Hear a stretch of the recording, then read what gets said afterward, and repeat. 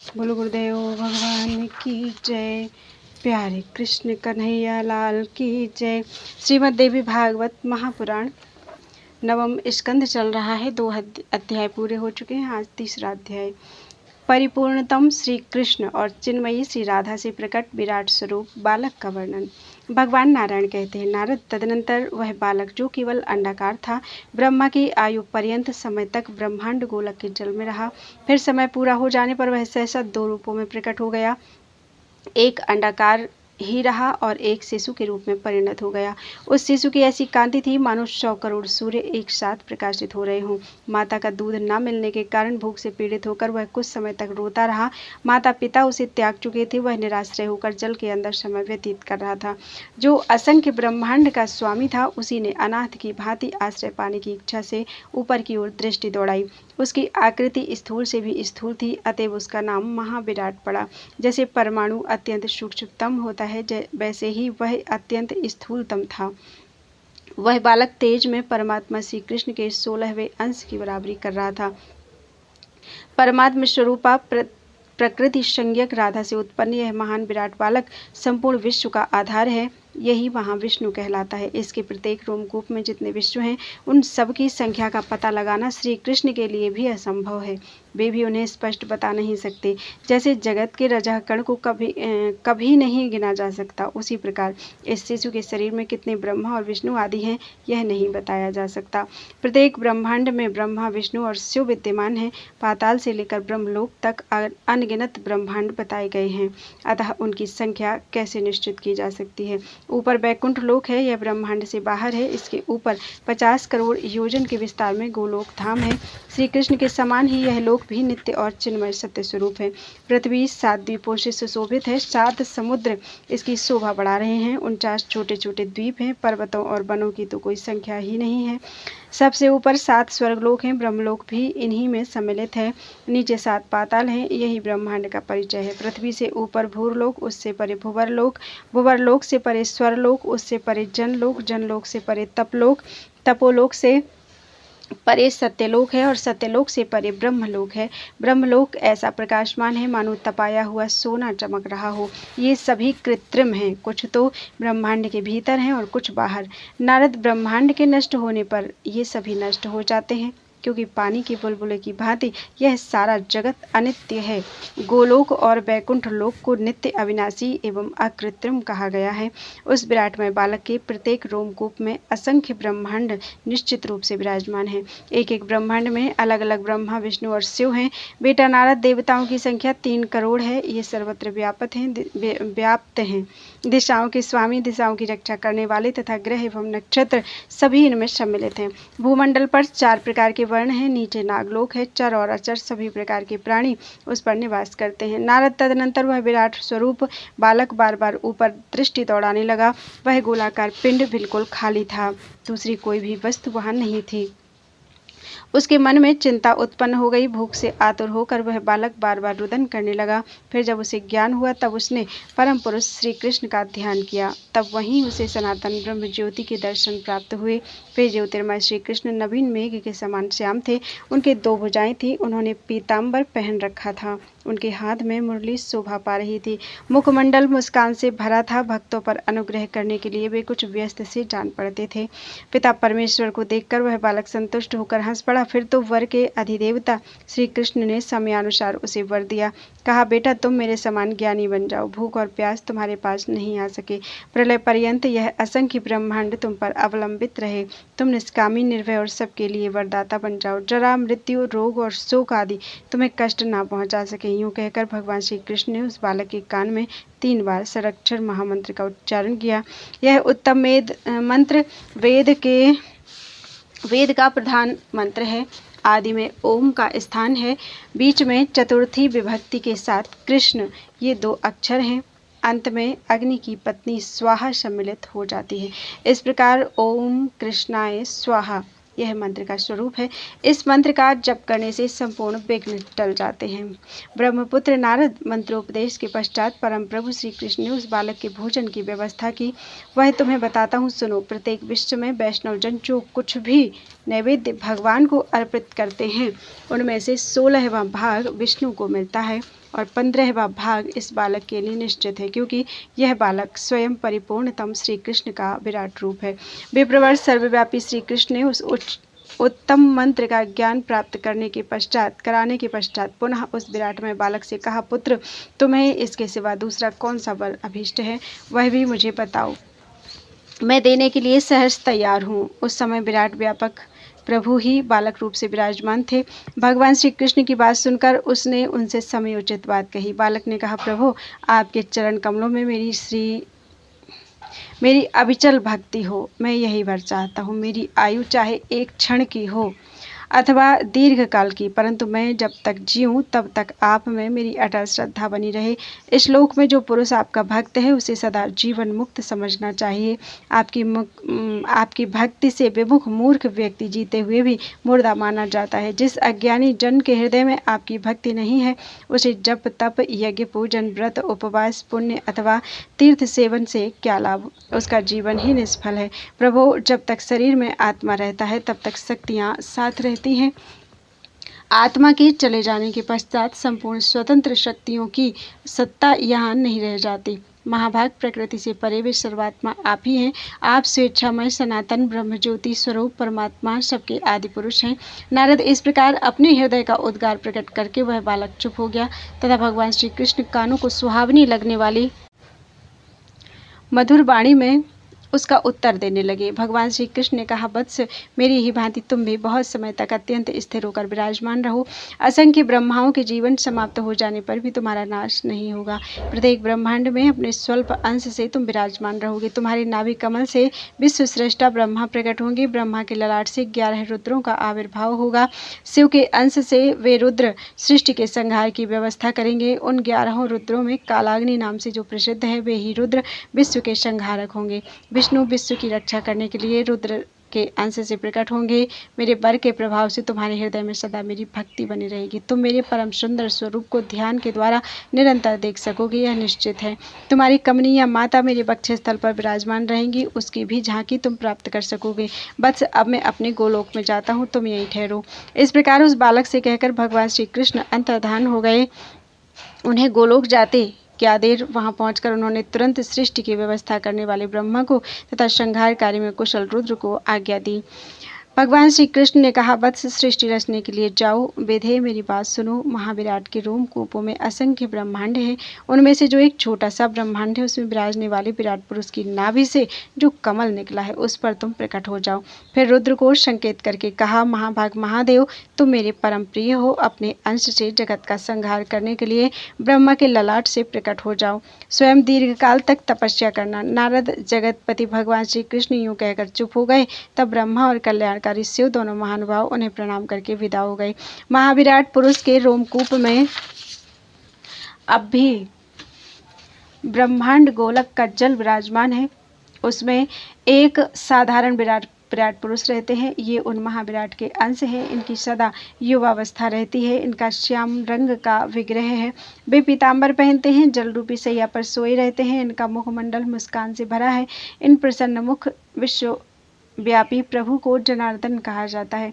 इन्हीं के नाभि कमल से ब्रह्मा प्रकट हुए। तदनंतर पता लगाने के विचार से उस कमल दंड पर 1,00,000 युगों तक चक्कर लगाया। नारद, इतना प्रयत्न करने पर भी नाभि से उत्पन्न हुए कमल दंड के अंत तक आने में तुम्हारे पिता सफल नहीं हो सके। तब उनके मन पर चिंता घिराई। वे पुनः अपने स्थान पर आकर भगवान श्री कृष्ण के चरण कमल का ध्यान करने लगे। उस स्थिति में उन्हें दिव्य दृष्टि के द्वारा विराट पुरुष के कुछ दर्शन प्राप्त हुए। ब्रह्मांड गोलक के भीतर जलमय शैया पर वे पुरुष शयन कर रहे थे। फिर जिनके रोमकूप से वह ब्रह्मांड उत्पन्न हुआ था, उस परम प्रभु भगवान श्री कृष्ण के भी दर्शन हुए। गोपों और गोपियों से सुशोभित गोलोक धाम को भी देखने में वे सफलता पा गए। फिर तो श्री कृष्ण की स्तुति करके उन्होंने उनसे वरदान पाकर सृष्टि का कार्य आरंभ कर दिया। सर्वप्रथम ब्रह्मा से सनकादि 4 मानस पुत्र हुए। फिर शिव की सुप्रसिद्ध 11 कलाएं रुद्र रूप से प्रकट हुई। फिर जगत की रक्षा के व्यवस्थापक श्री विष्णु प्रकट हुए। उस समय वे विराट पुरुष के वाम भाग से प्रकट होकर श्वेत द्वीप में विराजमान थे। 4 भुजाओं से उनकी अनुपम शोभा हो रही थी। यूं विराट पुरुष के नाभि कमल पर प्रकट होकर ब्रह्मा ने विश्व की रचना की। स्वर्ग, मृत्यु और पाताल त्रिलोकी के संपूर्ण चराचर प्राणियों का उन्होंने सृजन किया। नारद, इस प्रकार महाविराट पुरुष के संपूर्ण रूप कूपों में एक एक रोमकूपों में एक एक करके अनेक ब्रह्मांड हैं। प्रत्येक ब्रह्मांड में एक विराट पुरुष और ब्रह्मा, विष्णु एवं शिव प्रभृति सहयोगी देवता रहकर कार्य की व्यवस्था करते हैं। ब्रह्मन इस प्रकार भगवान श्री कृष्ण के मंगलमय चरित्र का वर्णन कर दिया। यह प्रसंग सुख एवं मोक्ष प्रदान करने वाला है। ब्रह्मन, तुम फिर क्या सुनना चाहते हो? बोलो वृंदावन बिहारी लाल की जय। अध्याय 4 सरस्वती जी की पूजा का विधान तथा कवच। नारद जी ने कहा, भगवान, आपके कृपा प्रसाद से यह अमृतमयी संपूर्ण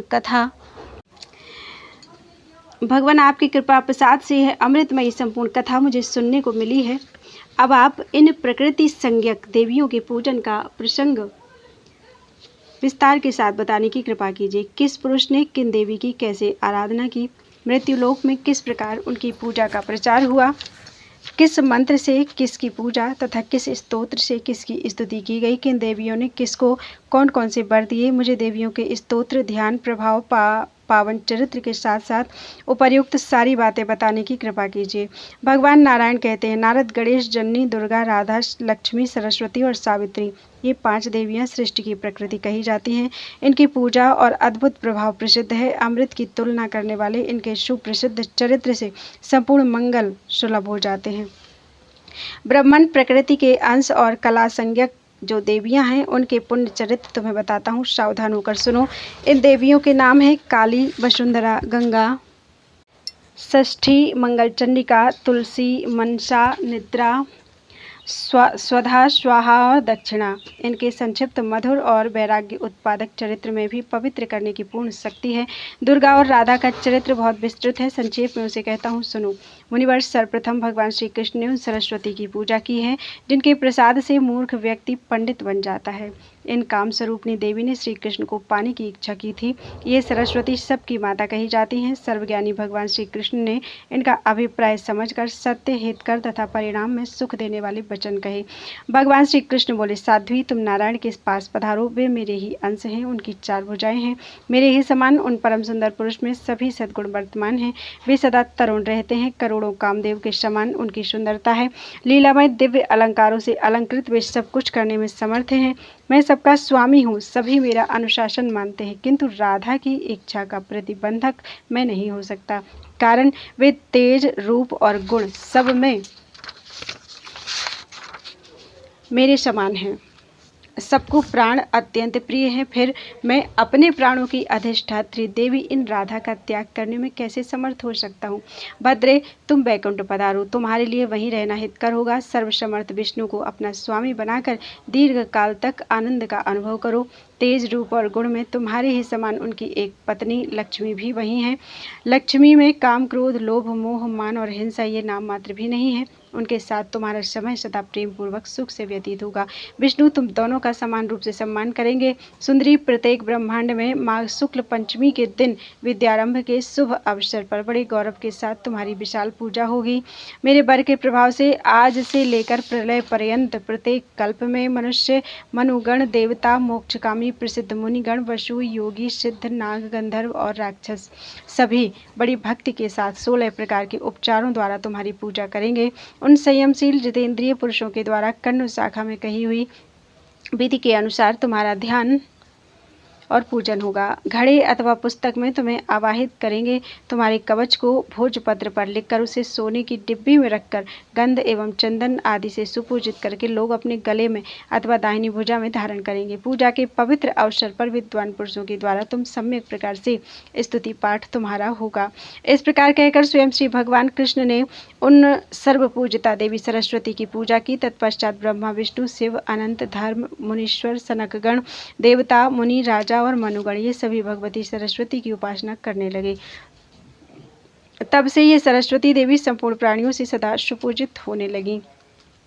नारद जी बोले, वेद वेदताओं में श्रेष्ठ प्रभु, आप भगवती सरस्वती का पूजन का विधान, कवच, ध्यान, उपयुक्त नैवेद्य, फूल तथा चंदन आदि का परिचय देने की कृपा कीजिए। इसे सुनने के लिए मेरे हृदय में बड़ा कौतूहल हो रहा है। भगवान नारायण कहते हैं, नारद सुनो, कण्व शाखा में कही हुई पद्धति बतलाता हूँ। इसमें जगन माता सरस्वती के पूजन की विधि वर्णित है। माघ शुक्ल पंचमी विद्यारंभ की मुख्य तिथि है। उस दिन पूर्वाह्न काल में प्रतिज्ञा करके संयमशील बन जाएं। पवित्र रहें। स्नान और नित्य क्रिया के पश्चात भक्तिपूर्वक कलश स्थापन करें। फिर अपनी शाखा में कही हुई विधि से अथवा तांत्रिक विधि के अनुसार पहले गणेश पूजन करें। तत्पश्चात इष्ट देवता सरस्वती का पूजन करना उचित है। फिर ध्यान करके देवी का आवाहन करें। तदनंतर व्रती रहकर षोडशोपचार से भगवती की पूजा करें। सौम्य पूजा के लिए कुछ उपयोगी नैवेद्य वेद में कथित हैं। ताजा मक्खन, दही, दूध, धान का लावा, तिल के लड्डू, सफ़ेद गन्ना, गुड़ में बना हुआ मधुर पकवान, मिश्री, सफ़ेद रंग की मिठाई, घी में बना हुआ नमकीन पदार्थ, बढ़िया सात्विक चिवड़ा, शास्त्रोक्त हविष्यान, जौ अथवा गेहूं के आटे से घृत में तले हुए पदार्थ, पके हुए स्वच्छ केले का पिष्टक, उत्तम अन्न को घृत में पकाकर उससे बना हुआ अमृत के समान मधुर मिष्ठान, नारियल, उसका पानी, कसेरू, मूली, अदरक, पका हुआ केला, बढ़िया बेल, बेर का फल, देश और काल के अनुसार उपलब्ध ऋतु फल तथा अन्य और भी पवित्र स्वच्छ वर्ण के फल, ये सब नैवेद्य के समान हैं। मुने सुगंधित सफ़ेद पुण्य और सफ़ेद स्वच्छ चंदन देवी सरस्वती को अर्पण करना चाहिए। नवीन श्वेत वस्त्र और सुंदर शंख की विशेष आवश्यकता है। श्वेत पुष्पों की माला और भूषण भगवती को चढ़ावें। महाभाग मुने, भगवती सरस्वती का श्रेष्ठ ध्यान परम सुखदायी है तथा भ्रम का उच्छेद करने वाला है। यह वेदोक्त ध्यान यह है। सरस्वती का विग्रह शुक्ल वर्ण है। ये परम सुंदरी देवी सदा हंसती रहती हैं। इनके परिपुष्ट विग्रह के सामने करोड़ों चंद्रमा की प्रभावी तुच्छ है। ये विशुद्ध चिन्मय वस्त्र पहने हैं। इनके एक हाथ में वीणा है, दूसरे में पुस्तक, सर्वोत्तम रत्नों से बने हुए आभूषण इन्हें सुशोभित कर रहे हैं। ब्रह्मा, विष्णु और शिव प्रभृति प्रधान देवताओं तथा सुरगणों में ये सुपूजित हैं। श्रेष्ठ मुनि, मनु तथा मानव इनके चरणों में मस्तक झुकाते हैं। ऐसी भगवती सरस्वती को मैं भक्तिपूर्वक प्रणाम करता हूँ। इस प्रकार ध्यान करके विद्वान पुरुष पूजन के समग्र पदार्थ मूल मंत्र से विधिवत सरस्वती को अर्पण कर दे। फिर कवच का पाठ करने के पश्चात दंड की भांति भूमि पर पड़कर देवी को साष्टांग प्रणाम करे। मुने, जो पुरुष भगवती सरस्वती को अपना इष्ट देवता मानते हैं उनके लिए यह नित्य क्रिया है। ओम श्रीम ह्रीम सरस्वती स्वाहा, यह वैदिक अष्टाक्षर मूल मंत्र परम श्रेष्ठ एवं सबके लिए उपयोगी है, अथवा जिनको जिसने जिस मंत्र का उपदेश दिया है उनके लिए वही मूल मंत्र है। सरस्वती इस शब्द के साथ चतुर्थी विभक्ति जोड़कर अंत में स्वाहा शब्द लगा लेना चाहिए। लक्ष्मी और योग माया की आराधना में भी इसी मंत्र का प्रयोग किया जाता है। इस मंत्र को कल्पवृक्ष कहते हैं। प्राचीन काल में कृपा के समुद्र भगवान नारायण ने वाल्मीकि मुनि को इसी का उपदेश किया था। भारतवर्ष में गंगा के पावन तट पर यह कार्य संपन्न हुआ था। फिर सूर्य ग्रहण के अवसर पर पुष्कर क्षेत्र में परशुराम जी ने शुक्र को इसका उपदेश दिया था। मारीच ने चंद्र ग्रहण के समय प्रसन्न होकर बृहस्पति को बताया था। बद्री आश्रम में परम प्रसन्न ब्रह्मा की कृपा से भृगु इसे जान सके थे। जरत्कारु मुनि क्षीर सागर के पास विराजमान थे। उन्होंने आस्तिक को यह मंत्र पढ़ाया था।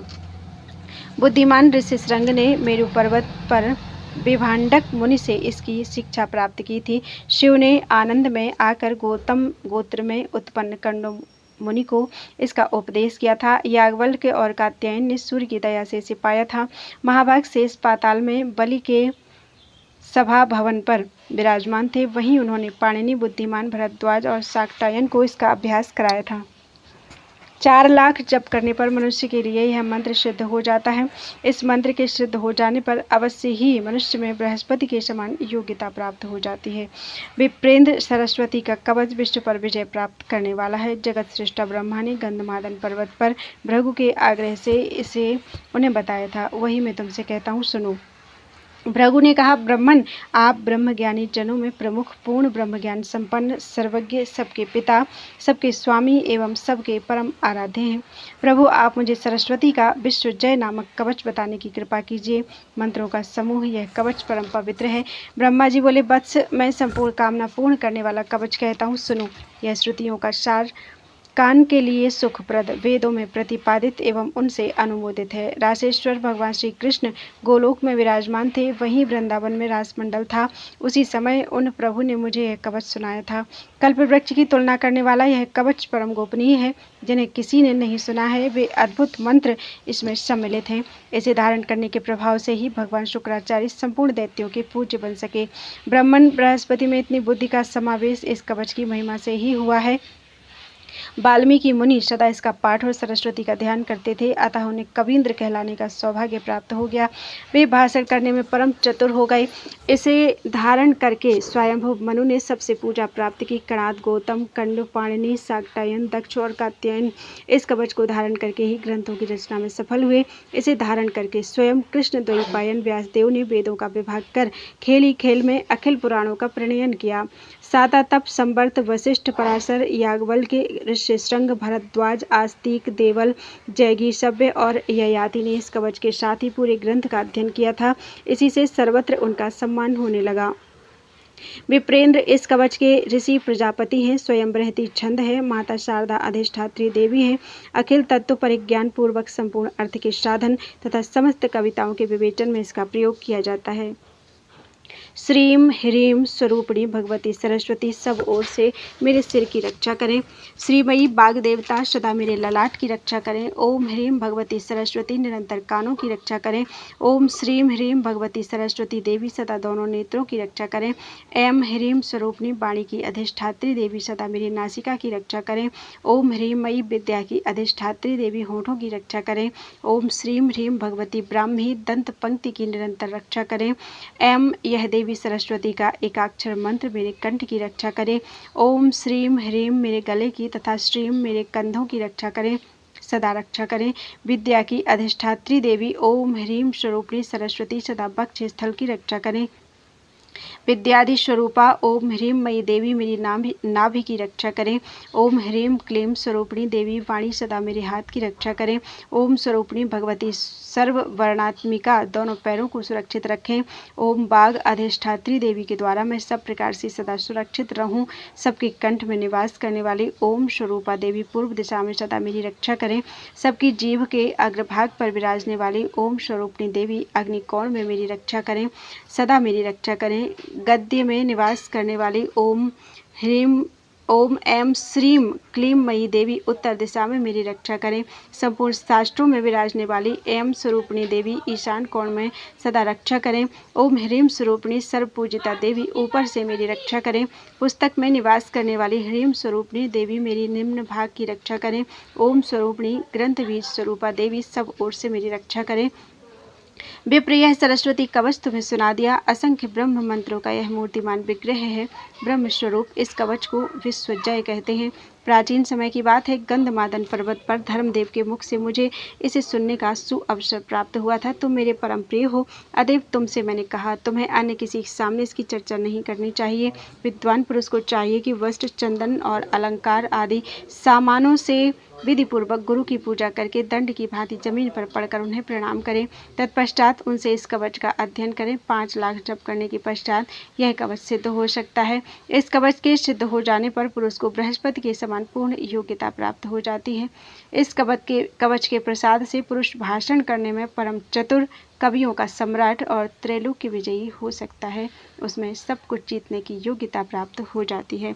मुने यह कवच कंठ शाखा के अंतर्गत है। अब स्तोत्र, ध्यान, वंदन और पूजा का विधान बताता हूँ, सुनो।